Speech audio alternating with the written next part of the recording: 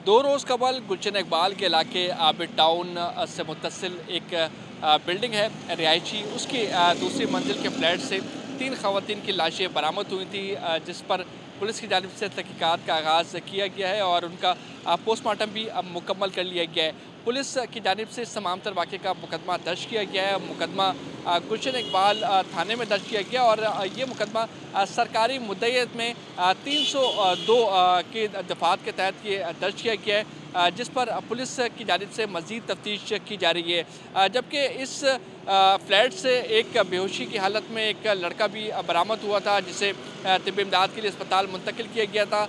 उसको भी पुलिस की जानिब से हिरासत में ले लिया गया है और अब जो हिरासत में है वो 2 अफराद हैं, जिसमें एक घर का सरबरा इकबाल है और दूसरा इकबाल का बेटा यासिन है। दोनों को हिरासत में लिया गया और दोनों से तफ्तीश का अमल जारी है।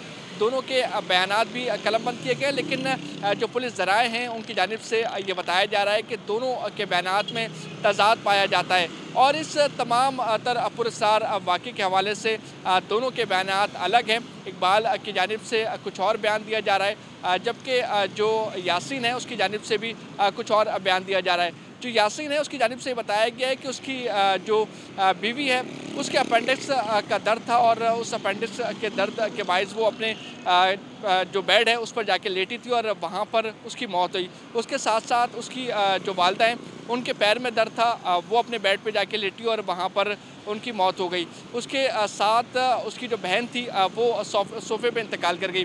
तो अभी तक जो बयानात हैं वो काफ़ी तज़ाद पाए जाते हैं और पुलिस की जानिब से कहा गया है कि तहक़ीक़ात का अमल जारी है, तफ्तीश की जा रही है, लेकिन अभी तक गिरफ़्तारी दोनों की नहीं डाली गई है। जबकि घर से ममनू अद्वियात भी बरामद हुई हैं। जो यासीन है उसको जब अस्पताल मुंतकिल किया गया तो ये मालूम हो सका कि उसने ममनू अद्वियात का इस्तेमाल किया था। 15 से ज़ायद गोलियाँ उसने खाई थी, जिसकी वजह से उसकी हालत गैर हो गई थी और उसे अस्पताल मुंतकिल किया गया।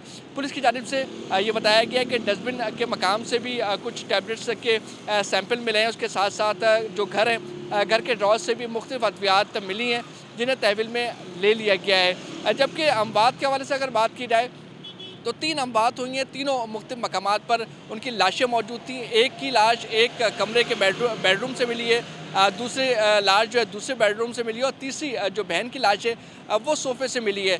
जबकि जो बताया जा रहा है कि पहली और दूसरे लाश में जो घंटों का फ़र्क है वो तकरीबन 11 घंटों का फ़र्क मिल रहा है। जो पहली हलाकत हुई है वो 11 घंटे पहले हुई है, उसके बाद 11 घंटे के बाद दूसरी हलाकत हुई है और फिर तीसरी हलाकत हुई है। तो पुलिस की जानिब से कहा गया है कि तहक़ीक़ात की जा रही है और प्राइम सस्पेक्ट के हवाले से अगर बात की जाए तो ये दोनों ही प्राइम सस्पेक्ट कहलाए जा रहे हैं, जिसमें इकबाल है जो कि घर का सरबरा है और दूसरा यासीन जो एक इकबाल का बेटा है, वो भी इस प्राइम सस्पेक्ट में आ रहा है। लेकिन अभी तक पुलिस की जानिब से गिरफ़्तारी नहीं डाली गई है। पुलिस का ये कहना है कि तहक़ीक़ात का अमल जारी है और पोस्टमार्टम रिपोर्ट जब मुकम्मल तौर पर आएगी उसमें वाज़ेह हो सकेगा कि वजह मौत क्या थी और वजह मौत को मद्देनज़र रखते हुए तमाम तहक़ीक़ात को मज़ीद आगे बढ़ाया जाएगा। अभी तक वजह मौत सामने नहीं आ सकी है। जो कि पुलिस सर्जन है उनकी जानिब से भी ये बात कही गई है कि जिस्म पे कोई तशद्दुद के निशानात मौजूद नहीं है, कोई गला घोटने के शवाहिद नहीं मिले। तो अभी तक जो पुलिस है और जो डॉक्टर्स हैं वो भी ये कोशिश कर रहे हैं कि वजह मौत सामने आए, उसके बाद जो केस का रुख है वो आगे बढ़ाया जाए।